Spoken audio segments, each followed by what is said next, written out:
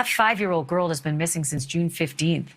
Her mother, Candace, says that they were planting flowers at the front of the house with Grandma when Summer decided to go back inside the house.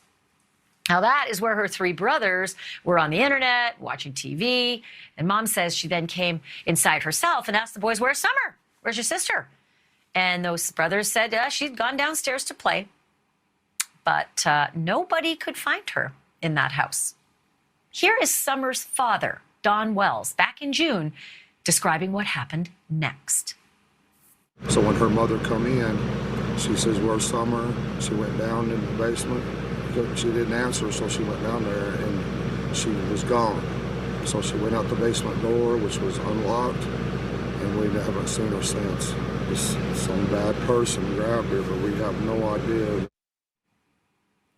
Local police and the Tennessee Bureau of Investigation spent weeks and weeks searching that property around the house, even bringing in the dive teams to check the bodies of water, as well as issuing an Amber Alert. But here we are, 5 months later, still no sign of Summer Wells. I want to bring in News Nation's Brian Enton, who is at the Sheriff's Department in Rogersville, Tennessee. That's where Summer Wells went missing. Okay, Brian Enton, you do this better than anybody else. Just get me up to speed on the investigation. Where are we at?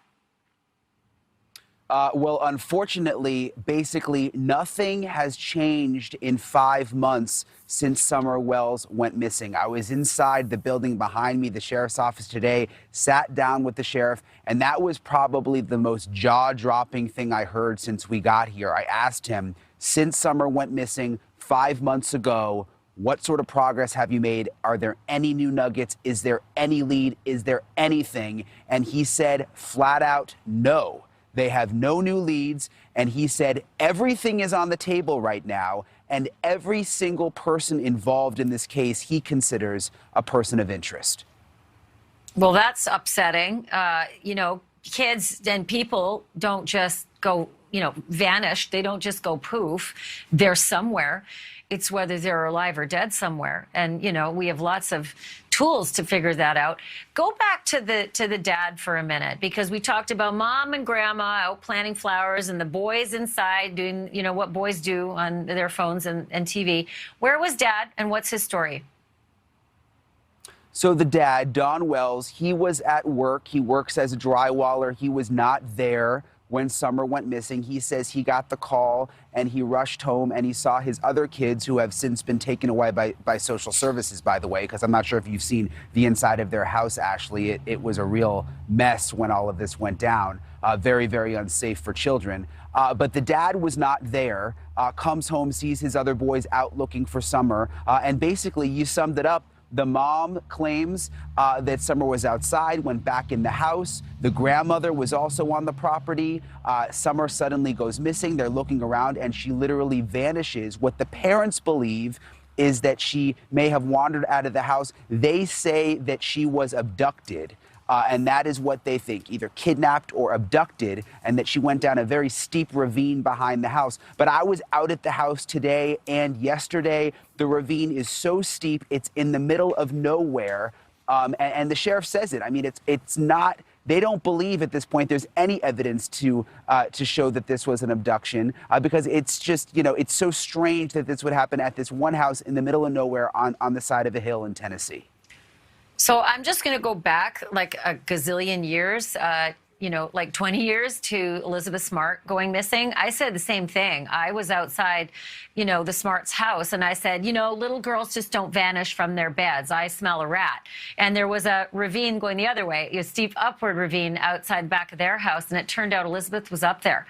And she could hear people screaming for her, calling out her name, and she was captured by 2 evil boogeymen, a man and a woman who kept her for 9 months. And so I've changed my tune a lot on the fact that, weird, completely unbelievable abductions, they do happen. They happen to Mark Kloss. They happen to Ed Smart. They do happen. But let's go back to that house. You said inside it's not a good scene. But is there anything that investigators or even the parents can point to that suggests someone came in that house and somehow drove up that big circular driveway without them seeing, and then somehow took Summer off into those, I guess, thick woods where they wouldn't have their car? I mean, none of it really logistically makes sense from a pragmatic, state. So what's the theory on how someone might have abducted her out of the house?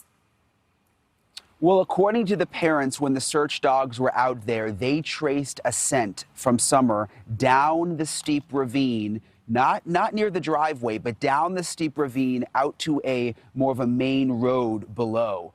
So the parents' working theory is there may have perhaps been a car parked down below, that someone got Summer up by the house, took her down this steep ravine, got her in the car, and then took off. And you're right, anything is possible. The sheriff said anything is possible. He said he has hope that she could still be alive somewhere. That's why we're hoping people take a look at her picture. Could she still be in the state of Tennessee? Could she have been human trafficked in another part of the country? He says anything is possible at this point. Oh, I just hate even thinking that. Like, I don't want my head to go into that space at all. Maybe I'm Pollyanna about this, but you say traffic, and I just think, God, she's 5. Okay, so the red truck, the business about the red truck, they're saying it's like a 1998 to 2000 maroon or red Toyota Tacoma. That's pretty specific, with a bed ladder rack along with white buckets in the truck bed.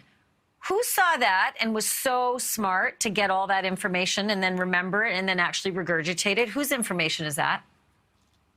So it was a witness in the area who believes they saw that red truck. Another neighbor also says that she thinks that she heard a scream around the time Summer went missing. So, of course, those were some of the things we brought up to the sheriff today. He said, yes, they're looking for the red truck, but he wanted to be clear, that's just something else they're looking into. They're not sure if that is really someone connected to the case. Could it have just been someone driving by? Was there even really a red truck? They don't know. They want people to be on the lookout, but it's not like they've got some kind of concrete lead that there is an abductor who is in that red truck. He says they're not anywhere near close to that right now.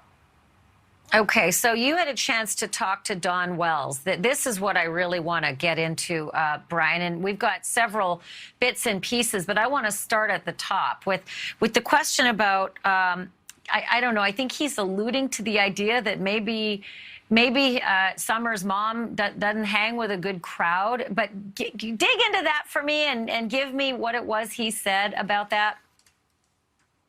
Yeah, let me set this up for you a little bit, Ashley. The Wells, Candace, and Dawn were on Dr. Phil last week. Dawn, the dad, says Candace did not want to go on TV. They had to really push her to fly out to California and go on the show and say that it was in the best interest of Summer to get the word out. So they go on the show, and at one point during the Dr. Phil interview, when they're asking her questions, she breaks down, she takes the microphone off, and she leaves. A lot of people following this case have questioned, including the sheriff himself, does Candace Wells know something about what happened? Not necessarily something that she did to her daughter, but does she know something about what happened that she is perhaps not sharing with authorities? And that sort of was the basis for my questioning of Dawn Wells. Take a listen.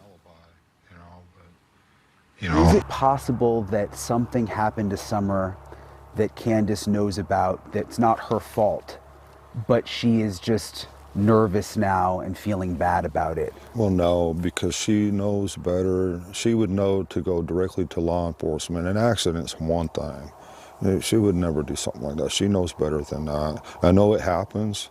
It does happen with people, but no. She would go directly to law enforcement. She'd call an ambulance right away, number one, do anything. She would freak out.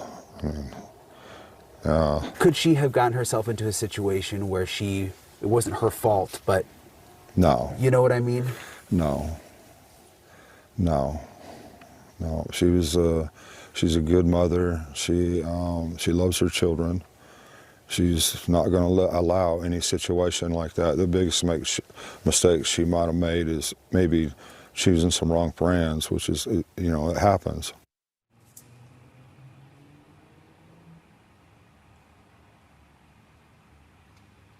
So, Brian, what did that mean? Sometimes she chooses some wrong friends. That was kind of a sketchy thing to say.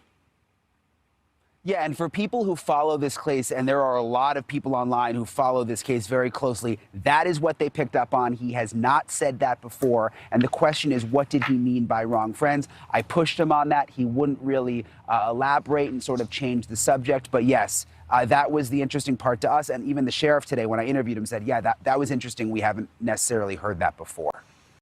You just mentioned something I think is super important, and the fact is that the kids were removed from the home. The other 3 brothers were removed from the home. Give me a little bit more on that, because that doesn't just happen because one child goes missing. Like the Smarts kids weren't all removed from their home. There were 5 kids. They stayed with the Smarts, the other 4. So why were these kids taken out? That's a very good question. Bottom line, we don't know. It's all confidential because they're underage, and the case has actually been put under a gag order. We weren't even able to ask Don Wells about that, or he could get in trouble. So we don't know exactly why they were taken away.